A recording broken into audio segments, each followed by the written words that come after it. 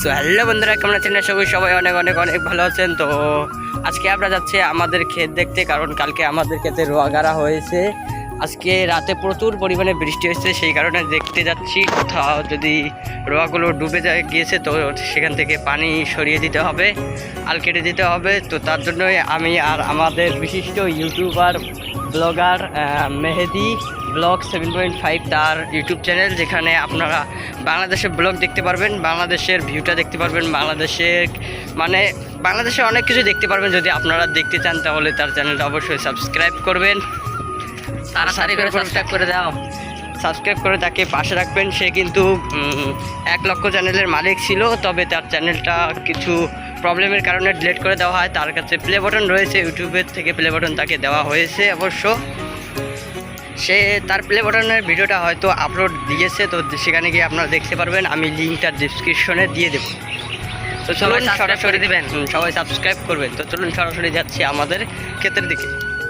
তো বন্ধুরা, আমরা এসে গেছি আমাদের ধান ক্ষেতে। তো কালকে প্রচুর পরিমাণে বৃষ্টি হওয়ার কারণে আমাদের দেখো ধান ক্ষেতগুলো প্রায় ডুবেই গিয়েছে। তো এখান থেকে হয়তো পানি বের করতে হবে না, এইরকমই যথেষ্ট রয়েছে। কয়েকদিন থেকে বৃষ্টি না হওয়ার কারণে আজকে প্রচুর পরিমাণে বৃষ্টি হয়েছে।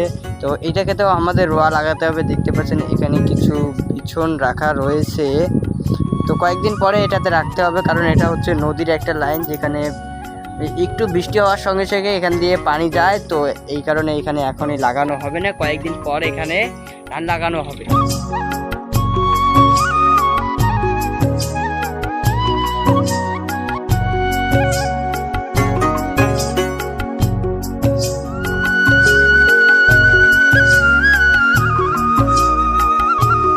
তো বন্ধুরা, ভিডিও শেষ করার আগে আপনাদের কাছে একটা জিনিস দেখাতে চাই। এই দেখুন, এটা হচ্ছে বাংলাদেশের টাকা। কয় টাকা? 2 টাকা। 2 টাকা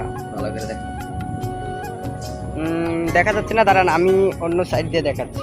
বন্ধুরা দেখতে পাচ্ছেন এখানে হচ্ছে 2 টাকা, 2000 নয়, 2 টাকার একটা কয়েন। এটা কার ছবি এটা আমি জানি, মুজিবুর রহমান। হ্যাঁ, শেখ মুজিবুর রহমানের এটা ছবি রয়েছে। আর এই সাইডে দেখতে পাচ্ছেন একটা শাপলা ফুল রয়েছে। তো এটা হচ্ছে বাংলাদেশের জাতীয় ফুল।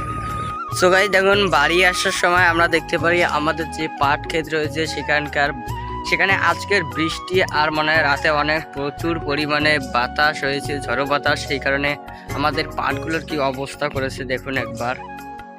এটা দেখে আমার মাথা পুরাই নষ্ট হয়ে গিয়েছে। এগুলো এখন কি করব ভেবেই পাচ্ছি না। দেখুন কিভাবে এখনো পাটগুলো কাটার সময় হয়নি, আরো 1 মাসের মতো লাগতো, কিন্তু এখনই এই অবস্থা হয়ে গিয়েছে। এই বছর মনে হচ্ছে যে এই বছরটাই অনেক খারাপ, অনেক কিছু হয়ে গিয়েছে এই 2025-এ। প্রথমত যখন ভুট্টা সিজন হয়েছিল, অনেক পরিমাণে বৃষ্টি হওয়ার কারণে অনেকেই তাদের ভুট্টা ধান ভালোভাবে করতে পারেনি, ভালোভাবে তুলতে পারেনি ঘরে। এখন যখন রোয়ার সিজন আসলো তখন বৃষ্টি নেই। এখন আমাদের মোটর এবং মেশিন ইঞ্জিন দিয়েই রোয়া লাগাতে হচ্ছে।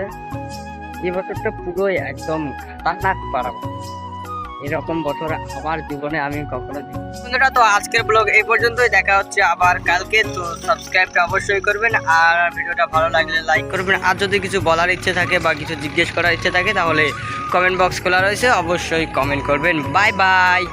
আর যদি কারো টাকাটা লাগে তাহলে কমেন্ট করবেন।